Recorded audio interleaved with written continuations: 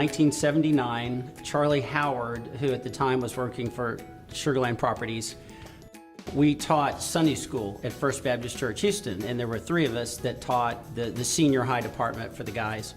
And so we're sitting there one Wednesday night having dinner, and he goes, "So do you like what you do?" And I worked for IBM at the time, and he had worked for IBM.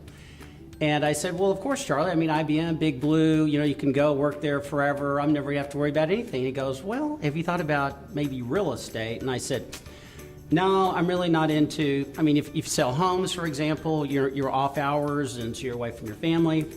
I said, "I haven't really thought about real estate." And he goes, "Well, it's a little bit different than that."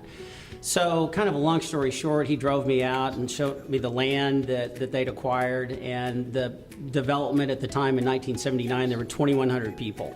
Eventually it's 60,000, but so back then it was very early.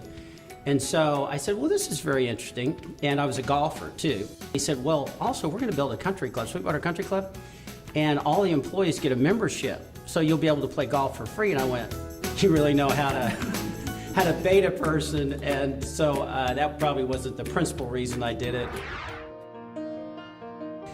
Gerald D. Hines had the same reputation in real estate that I would say IBM had in that industry.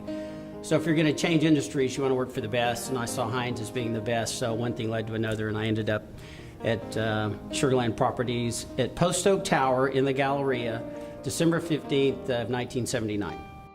Hines, being a visionary, he developed some major properties, mostly downtown Houston. Also, of course, he had the Galleria, Post Oak area.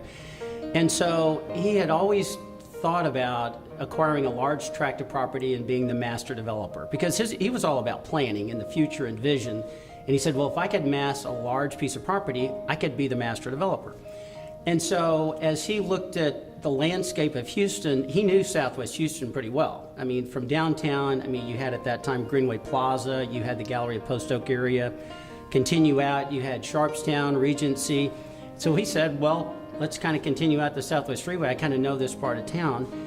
And as he got further out, he saw that Sugar Creek had started to develop, and it was a large master plan community. And he said, "Well, what else is out there?" And so the next large piece of land was Sugarland Industries property, which eventually became First Colony. So he was attracted to that. At the same time, the Southwest Freeway was being extended out from town. It was going to be completed in 1975. In the early 70s, while it's under construction, to take advantage of long-term, 4 interchanges. There were 4 major interchanges planned along Highway 59, and so because it was going to be commercial and residential, the commercial could take advantage of those major freeway interchanges. He also loved the property. I mean, he looked at it, drove it, helicopter, and he saw that it had Oyster Creek running through it. It had a lot of natural lakes, bayous. So it had a lot of natural charm and appeal to him as a developer. The other big thing was it was contiguous. He didn't have to go amass a bunch of pieces of property. There was 7,472 acres, to be exact, of land that Sugarland Industries owned. So it was an easy purchase for him. He could start development quickly. Although he had to levy that property further, there were also levees that protected this property that had been built 50 years prior, that protected this piece of land from the Brazos River. So from a flooding perspective, it was kind of protected. So access, the topography of the property, well, when I say topography, it was kind of flat, but I mean the natural characteristics of the property, the proximity to downtown. I mean, he looked at drive times and he said, well, somebody's gonna live out there, and most of the major employment centers are, say, Post Oak, Galleria, or downtown. That's a 15 to 25-minute drive, so it's convenient. Plus, Sugar Creek was becoming recognized as an affluent community, so we thought, okay, where are the major high-end, if you would, employees / employers going to locate? Are they going to feel comfortable here? And he felt like it would be a natural draw. So I would say those are the major reasons why he chose this piece of property. At the time, Ben Love, the original founder of Texas Commerce Bank, was a close friend of his. He brought Ben Love out to the property, and the two just struck. They already had a great relationship, but they both saw this as a huge opportunity and needed the financing, and needed backing, strong financial backing. And of course, Texas Commerce, through Ben Love, created that support. So that partnership, along with Cousins Properties, acquired the property. You go way back in time with the old 300 in the early 1800s when Stephen F. Austin, he was called an impresario, and he was able to bring people out and give them land grants, or a league, if you would, and that was about 4,400 acres. And so he was able to get 23,000 acres from the Mexican government at the time, and with that, he could attract colonists to come out. And so part of that original group, there were 300 settlers, and they basically established themselves on the what was it called, the Fort on the Bend, which originally was Fort Bend, and that was the early 80s. And so when that group of people, the 300 as they called it, they were referred to as the old 300, and so it was the first colony. And so Hines, being kind of a history buff, thought about what are the connections, and he read all about, and you think about all the schools that we have, Fort Settlement, Austin Colony, all those names from the past, Jane Long. And so he said, well, First Colony seems to be a natural name, and so let's try First Colony.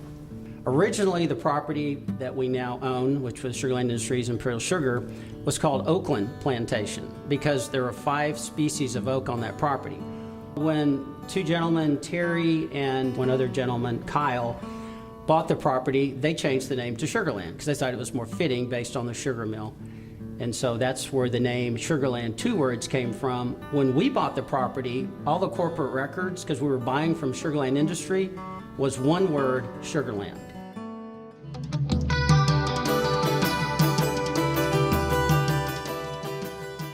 So originally it was 7,472 acres in the early 70s. That's what he bought. And that's scattered, that was on the north side of 59, between 59 and Highway 90, and then south of 59. So that group of properties collectively was 7,472 acres. In the early 90s, we bought a portion of the Frost Ranch, which is kind of east towards Missouri City. Well, what would you call it? South, really, more towards Missouri City and that direction, and that was approximately 1,800 acres. And so that got us to approximately 9,300 acres, but people refer to it as 10,000. Well, just to the south of First Colony is the Commonwealth subdivision. And so we had a marketing agreement with them that as they sold a house, we would get a fee so they could be associated with First Colony. So that's how you get to collectively 10,000 acres.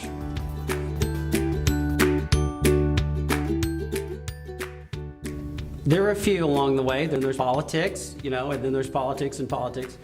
I would say financially, for a project this size with an investor, you always want to do what is best for the investor. And so we bought the property early 70s, things went well, we were making land sales. Well, then all of a sudden in the 80s, there were a series of downturns.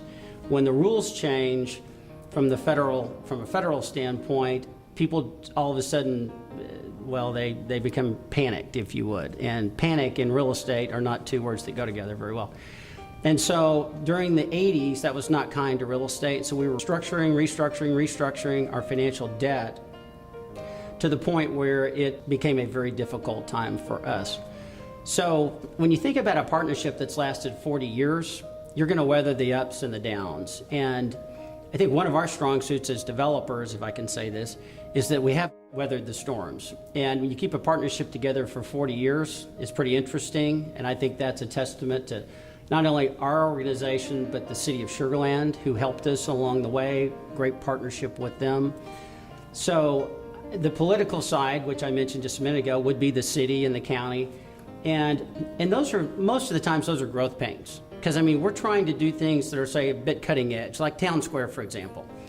Well, it doesn't fit within any box, because the zoning that the city of Sugarland has is not perfectly reflective of what you want to do in a town square, which is office, and it's retail, and it's hotel, and it's city hall, and it's resident, and they're all stacked on top of each other. And so, to the city's credit, we went to them with a very aggressive plan and said, we think we can do, it's going to be a world-class project. I think you're really going to enjoy what we do. It'll be a great representation of the city of Sugarland.